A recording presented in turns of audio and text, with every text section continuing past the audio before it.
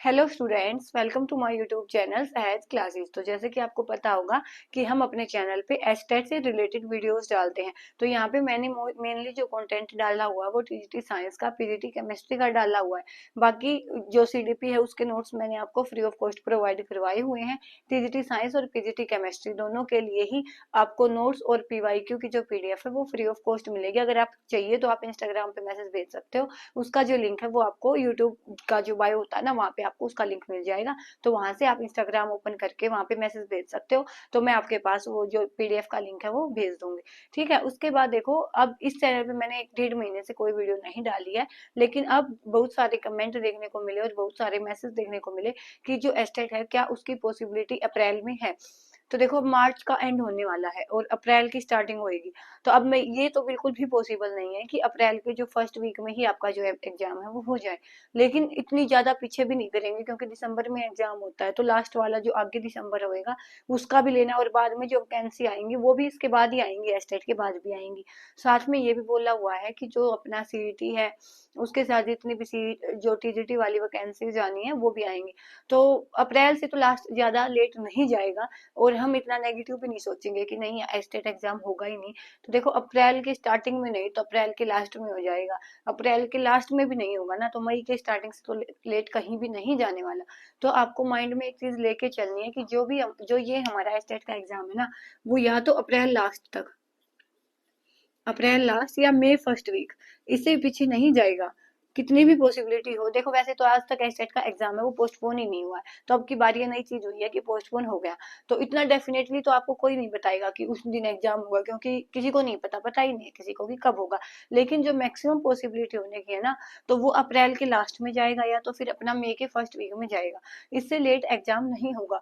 अब जो प्रिपरेशन है ना, जो दिसंबर में होने वाला था उसकी थी, अब वो वाली प्रिपरेशन है मैक्सिमम बच्चों की थोड़ी सी ढीली पड़ गई है, क्योंकि उनको लगता है कि एस्टेट एग्जाम अब नहीं होगा, नहीं होगा, नहीं होगा। लेकिन आज नहीं तो कल वो होना तो है ही है ना।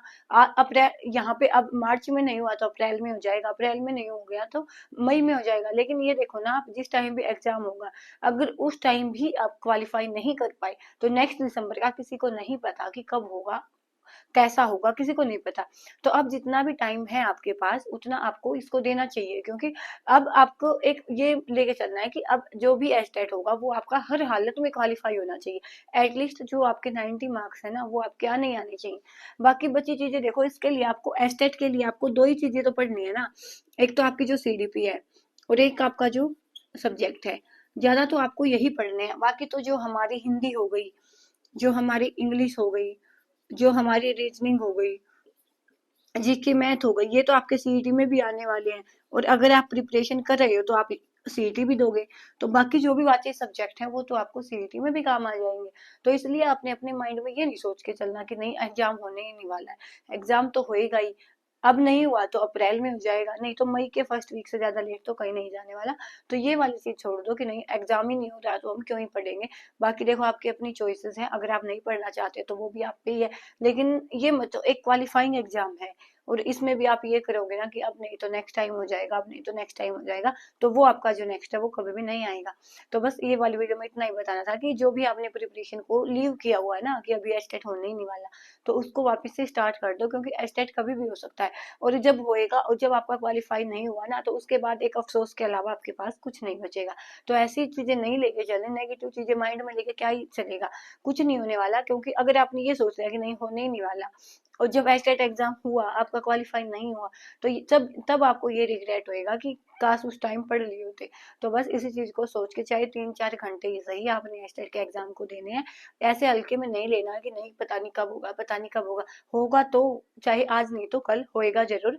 तो ऐसे मत सोचो कि नहीं हमें क्या ही पढ़ना है। बाकी जो आपके ये वाले जो बचे सब्जेक्ट हैं वो तो आपके फिर उसमें सीईटी में भी काम आएंगे, क्योंकि पढ़ा हुआ है ना, कभी वेस्ट नहीं होता। तो ये वाली चीज आपने लेके चलनी है। और साथ में जो अगर आपको सीडीपी के नोट्स चाहिए हैं और टीजीटी साइंस के, सीडीपी के नोट्स चाहिए हैं, टीजीटी साइंस के, पीवाईक्यू और फिजिक्स केमिस्ट्री, बायो का आपको नहीं मिलेगा, पीवाईक्यू फिजिक्स और केम, इसके साथ पीजीटी केमिस्ट्री, अगर केमिस्ट्री के नोट्स प्लस पीवाईक्यू, अगर ये वाले सारी पीडीएफ आपको चाहिए तो आप इंस्टाग्राम पे मैसेज भेज सकते हो। तो आज के लिए इतना ही, नेक्स्ट वीडियो में मिलेंगे नई टॉपिक के साथ, तब तक के लिए धन्यवाद। Thanks for watching my video.